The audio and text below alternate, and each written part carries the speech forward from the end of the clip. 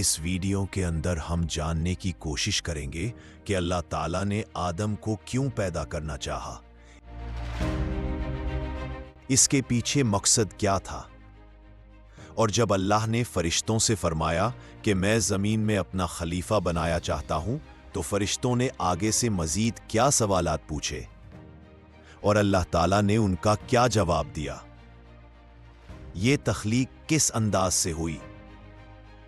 عام تخلیق اور تخلیق آدم میں کیا فرق تھا؟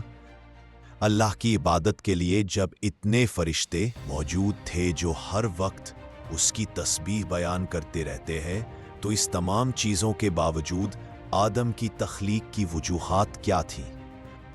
اور جب فرشتے اتنے تابعدار ہیں جو حکم ملتے ہی سر جھکا دیتے ہیں، تو تخلیق آدم کے اعلان پر ان کے ذہن میں یہ سوال کیسے ابھرا؟ یہ وہ بنیادی سوالات ہیں جن کا جواب ہر انسان ڈھونڈنا چاہتا ہے۔ تو آئیے اس کہانی کا آغاز کرتے ہیں۔ یہ قصہ ہے اس وقت کا جب اللہ زمین و آسمان کے تخلیق سے فریغ ہوئے اور دنیا اپنے انداز سے چل رہی تھی۔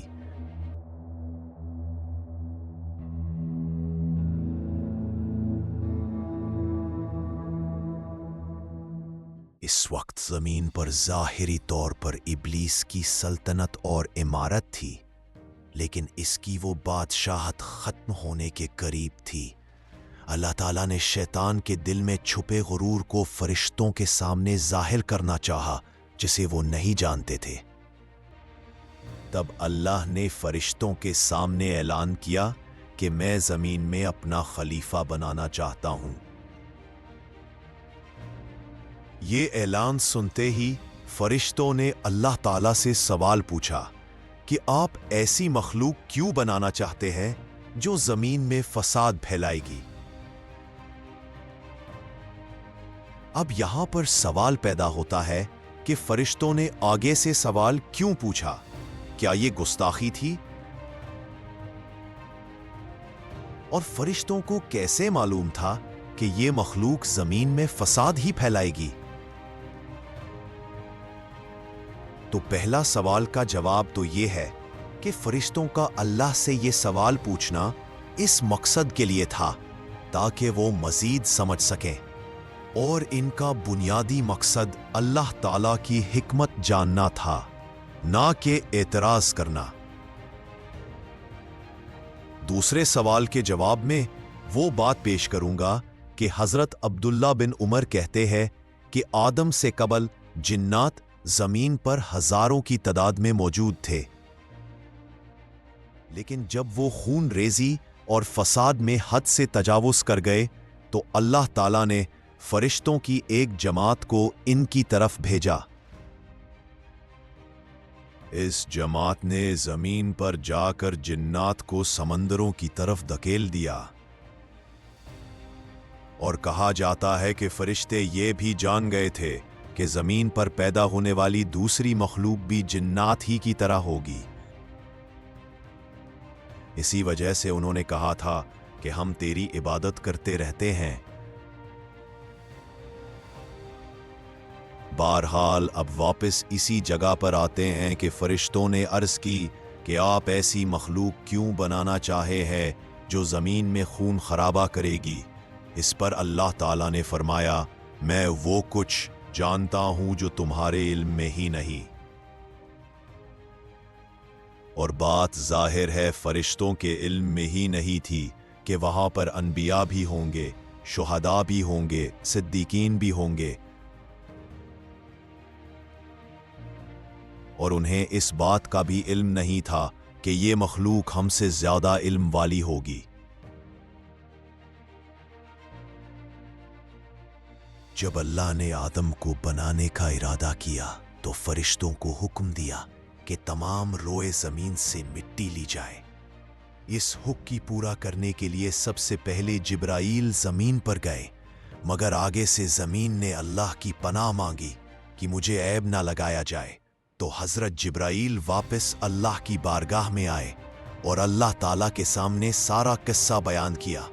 اس کے بعد اللہ تعالیٰ نے मिकाईल को भेजा, लेकिन उनके साथ भी वही माजरा पेश आया जो जिब्राईल के साथ पेश आया था। तीसरी बार फिर अल्लाह ने हजरत इज़राइल को रवाना किया। अब जब जमीन ने उसके सामने भी अल्लाह की पनाह तलब की, तो इज़राइल ने कहा, मैं अल्लाह की पनाह मांगता हूं इस बात से कि उसका हुक्म पूरा ना करूं। तो इस तरह वो जमीन के मुख्तलिफ हिस्सों से मिट्टी लेकर आए, जो सबसे पहले गारे की शक्ल में थी, फिर उसमें खमीर उठा और एक लेसदार मादा बन गया, और फिर अल्लाह ताला ने अपने दस्ते कुदरत से आदम को तख्लीक किया।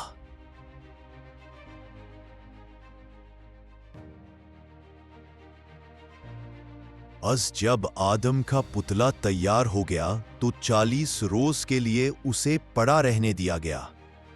फरिश्ते जब इस रास्ते से गुजरे तो वो आदम के पुतले को देखकर घबरा गए। सबसे ज्यादा घबराहट इब्लीस को हुई। वो जब भी वहां से गुजरता तो पुतले को ठोकर मारता। इस तरह उसमें से खनखनाहट की आवाज आती। जिस तरह अल्लाह ने कुरान में फरमाया है कि मैंने आदम को खनखनाती मिट्टी से पैदा किया है। इब्लीस आदम के पुतले में एक तरफ से घुसता और दूसरी तरफ से निकल जाता, और फिर उसने आदम को मुखातब करके कहा कि अगर मुझे तुझ पर मुसल्लत किया गया तो मैं तुम्हें हलाक कर दूंगा। फिर जब अल्लाह ताला का आदम के जिस्म में रूह डालने का इरादा हुआ तो फरिश्तों को इकट्ठा किया और फरमाया, जब मैं उसमें अपनी रूह फूंकूं तो सजदे में गिर जाना। जब रूह फूंकी गई तो सबसे पहले ये रूह सर में दाखिल हुई, जिसकी वजह से आदम को छेंक आ गई। इस पर फरिश्तों ने आदम को कहा कि अल्हम्दुलिल्लाह, यही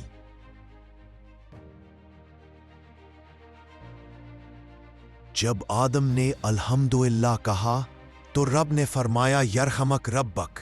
फिर रूह आंखों में दाखिल हुई तो आदम को जन्नत के फल नजर आने लगे। इसके बाद रूह पीठ में पैचनी तो उन्हें खाने की ख्वाहिश पैदा हो गई। आदम ने रूह का टांगों में पहुंचने से पहले ही खाने की तरफ दौड़ने की कोशिश की। कुरान ने इसलिए इंसान को जल्दबाज कहा है। इसके बाद तमाम फरिश्तों ने आदम को सजदा किया, मगर इब्लीस ने सजदा करने से इनकार कर दिया और वो तकब्बुर करने लगा और कहा कि मैं इससे अफजल हूं, क्योंकि मुझे आग से पैदा किया गया है और उसे मिट्टी से, और अफजल चीज कमतर को सजदा नहीं करेगी। इस पर अल्लाह ताला ने उसे अपनी रहमत से निकाल दिया। इस तरह वो लाइन हो गया। इसके बाद अल्लाह ताला ने आदम को अशिया के नाम सिखाए, और जब वो नाम अल्लाह ताला ने फरिश्तों के सामने रखे और फरमाया कि अगर तुम अपने दावे में सच्चे हो कि हम ज्यादा हक रखते हैं खिलाफत का, तो उन चीजों का नाम बताओ।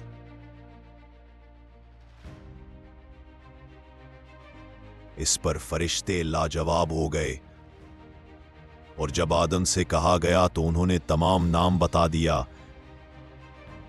इस पर अल्लाह ताला ने अपनी बात को दोहराया और फरमाया कि मैंने कहा था ना कि मैं तुमसे बेहतर जानता हूं। आदम की फजीलत इस बात से भी साबित होती है जब कयामत में लोग शफात करने वाले को ढूंढ रहे होंगे और फिर उनकी नजर आदम पर पड़ेगी, तो लोग उनसे दरखास्त करेंगे कि आप हमारे जान बख्शी करवाएं, क्योंकि आप अबुल बशर हैं और अल्लाह ने आपको तमाम चीजों के नाम भी सिखाए थे। इस दौरान अल्लाह ने फरिश्तों से यह भी फरमाया कि मैं वो भी जानता हूं जो तुम जाहिर कर रहे हो और वो भी जो तुम छुपा रहे हो। इस आयत का मतलब है कि कुछ फरिश्ते सामने ही कह रहे थे कि ऐसी मखलूक क्यों बनानी है जो फसाद फैलाए। ये तो वो था जो वो जाहिर कर रहे थे, और शैतान अपने अंदर गरूर और तकब्बुर लिए हुए था, लेकिन इस वक्त वो छुपा रहा था। इसके अलावा आदम को एक फजीलत यह भी मिली कि बाकी तमाम चीजें कुन फयाकून से मौजूद में आईं, लेकिन ये वाहिद आदम ही थे जिसको मखसूस अंदाज में अपने दस्ते कुदरत से तख्लीक फरमाया। बहरहाल जब आदम के जिस्म में जान आ गई اور اللہ کے حکم سے تمام فرشتے سجدہ ریز ہو گئے۔ ابلیس نے سجدہ کرنے سے انکار کر دیا۔ اصل میں ابلیس قیاس میں پھنس گیا، جہاں اس کو خوشگمانی ہو رہی تھی کہ وہ آدم سے افضل ہے، اور افضل چیز ابتر کو سجدہ کیوں کرے؟ لیکن اس کے اسی غلط قیاس نے اسے گستاخ اور لعین بنا دیا۔ آدم کو سجدہ نہ کرنے پر ابلیس لعین ہو گیا، اور اس کے بعد اللہ تعالیٰ نے آدم کو حکم دیا کہ تم اور تمہاری بیوی جنت میں رہو گے اور جو چاہو کھاؤ، لیکن ایک پابندی یہ ہے کہ اس درخت کے پاس نہ جانا۔ اب اس میں اختلاف ہے کہ یہ درخت کس قسم کا تھا، اور اس میں بھی اختلاف ہے کہ وہ جنت آسمان پر تھی، زمین پر تھی۔ جنت ماوا تھی اور الخلد تھی، جس میں انسان ہمیشہ رہے گا۔ اب آدم اور حوا جنت میں رہتے ہیں۔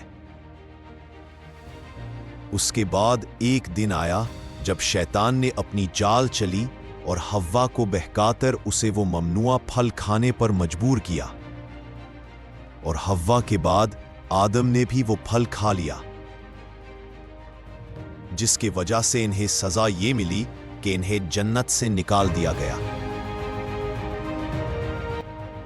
اس کام کے لیے اللہ نے 2 فرشتے مقرر کیے، جنہوں نے آدم کے سر سے تاج اتار لیا اور جسم سے کچھ لباس کے علاوہ باقی کپڑے اتار لیے، اور ان کو زمین پر بھیج دیا گیا۔ کہا یہ جاتا ہے کہ آدم جنت میں 100 سال رہے، یا پھر ایک روایت کے مطابق 70 سال رہے، اور اس کے بعد ان کا قیام زمین پر رہا، اور یہیں پر ان کی اولاد ہوئی۔ اور پھر جب موت کا وقت قریب آیا تو آدم نے اپنے بیٹے حضرت شیت کو وصیت کی، اور ان کو طوفان نوح کے متعلق بھی بتایا گیا، اور ایک روایت میں آتا ہے کہ انسانیت کو پیش آنے والے تمام واقعات کا بتایا۔ حضرت آدم نے جمعہ کے روز وفات پائی، اور ان کے لیے کفن آسمان سے آیا، اور تدفین میں فرشتے شامل تھے۔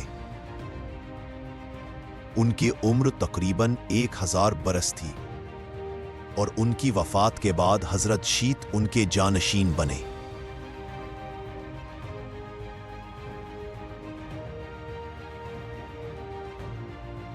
آخر میں آدم کے قد کی بات کرتے ہیں۔ آدم کو جس پہاڑی پر اتارا گیا وہ پہاڑی سب سے بلند تھی اور آسمان سے زیادہ قریب تھی۔ پاؤں پہاڑی پر ہوتے تھے اور سر آسمان کو چھو رہا ہوتا تھا، اور وہ اہل آسمان کی مناجات بھی سن سکتے تھے۔ اس کے بعد آدم کا قد چھوٹا کر دیا، جو تقریباً 60 گز بتایا جاتا ہے۔